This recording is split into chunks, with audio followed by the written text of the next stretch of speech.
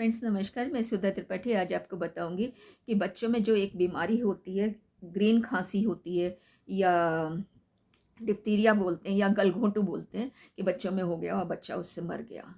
ये बड़ों में भी हो जाती है और बच्चों में भी होती है। तो ये कैसे छुटकारा पाया जाए? बच्चों में जब हो जाती है, बच्चे को खांसने में तकलीफ होती है और जब खांसता है तो बहुत अजीब सी आवाज़ आती है और गले में, पूरे गले में एक चिकना सा म्यूकस जमा हो जाता है। बलगम जिसे कहते हैं, म्यूकस जमा हो जाता है, जिसकी वजह से वो बच्चा बहुत परेशान होता है और पेरेंट्स भी परेशान हो जाते हैं। बार बार उसका कफ निकालना पड़ता है, उंगली डाल के निकालना पड़ता है। और इसकी एक खासियत क्या है, जब इसको आप खींचते हो तो एक तार की फॉर्म में जो इसका म्यूकस है, वो एक तार की फॉर्म में खींचता चला आता है।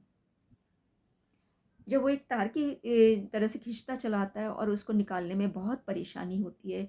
बच्चा घर-घर की आवाज़ करता है, बच्चा खाँसते-खाँसते थक जाता है, लाल मुँह पड़ जाता है और लंग्स चोक हो जाते हैं और गला भी चोक हो जाता है। उसके लंग्स के ऊपर की जो रेस्पिरेटरी ट्रैक्ट होता है, उसको पूरे को कवर कर लेता है और बच्चे की डेथ हो जाती है।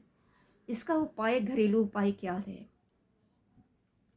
तो डॉक्टर के पास जाना चाहिए। इन स्टार्टिंग अगर हो रहा है तो पहले से डॉक्टर के पास चला जाना चाहिए। वो उसको जैसे भी ट्रीट करना है वो ट्रीट करते हैं। और बाई चांस आपको नहीं मालूम पड़ता है कि ये क्या हो रहा है, डॉक्टर के पास नहीं जा पा रहे हैं, तो आपको करना क्या है?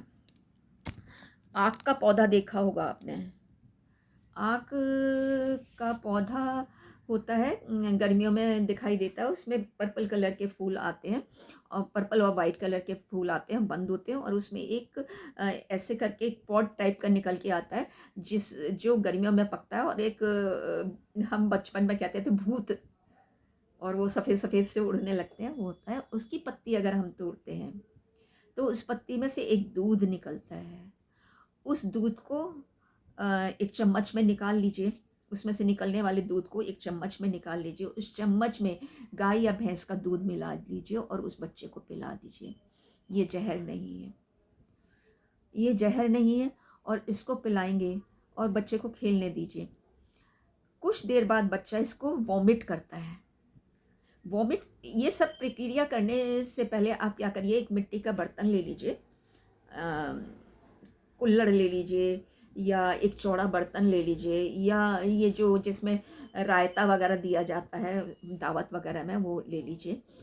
उस दो दिए रख लीजिए और उसमें वॉमिट कराइए उसको, अगर वॉमिट आ रही है तो। उस वॉमिट जब आती है तो उसको क्या करिए, कवर कर दीजिए, खुला मत छोड़िए। उस खुला मत छोड़िए और उसको एक पॉलीथीन में बंद करिए। उस पॉलीथीन को बंद करने के बाद आप क्या करिए, ज़मीन में गड्ढा खोदिए 1 डेढ़ फीट का और उसमें दाब दीजिए। क्योंकि ये इन्फेक्शियस डिज़ीज़ होती है, इन्फेक्शियस डिज़ीज़ है।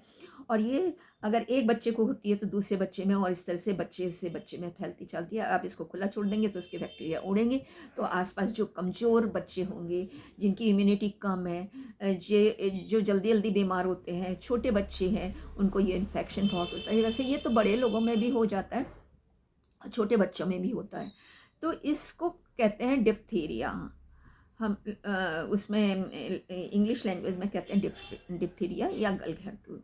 इस तरह की चीज़ें हो जाती हैं। और ये कहते हैं गाँव में तो गाँव के गाँव उजड़ जाते थे। एक बच्चे को होता था, दूसरे बच्चे को होता था, तीसरे बच्चे को होता था और एक के बाद एक बच्चे की मौत होती चली जाती, पुराने ज़माने में जब इसका कोई इलाज नहीं था। तो जैसे-जैसे ये इलाज आया तो डॉक्टर्स ने इनको सँभाला और बच्चों को अगर हो रही है, खाँसी हो रही है, 1-2 दिन में आपको मालूम पड़ता है बच्चे लंग्स में इसको प्रॉब्लम हो रही है, तो आप तुरंत डॉक्टर के पास जाइए। उसके इंजेक्शन वगैरह लग जाते हैं। जब बच्चा पैदा होता है तभी इस तरह के इंजेक्शन लग जाते हैं। लेकिन फिर भी अगर हो रही है और आप गाँव में रह रहे हो, आप नहीं लग पा रहे हो, तो बस आप आक आक का पौधा कहते हैं इसको। इंग्लिश में मुझे नहीं मालूम है कि क्या कहते हैं। आक का पौधा कहते हैं। और ये मैंने देखा है सड़क किनारे उगते हुए, या टीले वगैरह जो होते हैं। टीले मतलब कि घर को गिरा दिया है और वो वहाँ पर ज़मीन वमीन है तो उसमें निकल के आते हैं। उसको लीजिए, उसका दूध निकालिए चम्मच में और एक चम्मच में निकालिए, उसमें गाय या भैंस का दूध मिला दीजिए। वो थोड़ा सा डिज़ोल्व करिए उसमें और बच्चे को पिला दीजिए। ये ज़हर नहीं होगा। बच्चे के लिए, बल्कि उस बलगम को धीरे धीरे धीरे धीरे मेल्ट करके निकाल देगा। और बच्चा जब निकाले तो उल्टी को, जैसा मैंने पहले बताया, उल्टी को उसको बंद कर दीजिए और रख दीजिएगा। आप देखेंगे।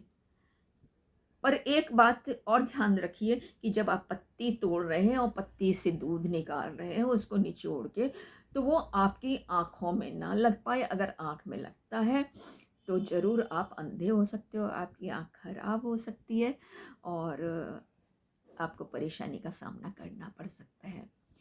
तो इसलिए मेरे दोस्तों, आप इस बात का हमेशा ध्यान रखिए, अगर हाथ से टच हो गया तो इसको धो लीजिएगा। धोने के बाद इसको अच्छे से पोंछ लीजिएगा। पोंछने के बाद तब कहीं पे भी आप लगा लीजिएगा। लेकिन मुंह में डालने के लिए आप दूध ज़रूर मिलाइएगा, तो ये जहर का काम नहीं करेगा, बल्कि आपका ऐसे 2-3 दिन करेंगे तो आपका सारा बलगम निकल जाएगा। और उस बीच आपको डॉक्टर के पास जाना है तो इसको एक वैक्सीन आती है डिप्थीरिया के, वो लगवा लीजिएगा और उससे सही हो जाएगा। और दोस्तों, मेरा ये कैसा लगा आपको वीडियो? अगर अच्छा लगा है तो इसको प्लीज़ सब्सक्राइब करिएगा, शेयर करिएगा और कमेंट ज़रूर करके मुझे बताइए कि आप लोगों को कैसा लगा।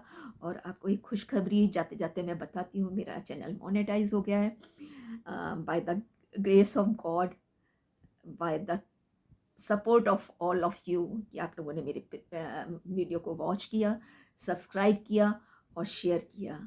उसकी वजह से मेरा चैनल मोनेटाइज हो गया है। और आप लोगों के सपोर्ट की ज़रूरत अभी भी पड़ेगी कि मैं चाहती हूँ एक अच्छी यूट्यूबर बनूँ और मेरे से कोई गलतियाँ ना हुए। तो मेरे को आता तो कुछ नहीं है इसमें करना, लेकिन आप लोगों का अगर सपोर्ट रहेगा, आप लोगों से मैं सीखती रहूँगी तो कुछ आगे कर पाऊँगी। Thank you for watching me. Sudha Tripathi is here from Agra as usual.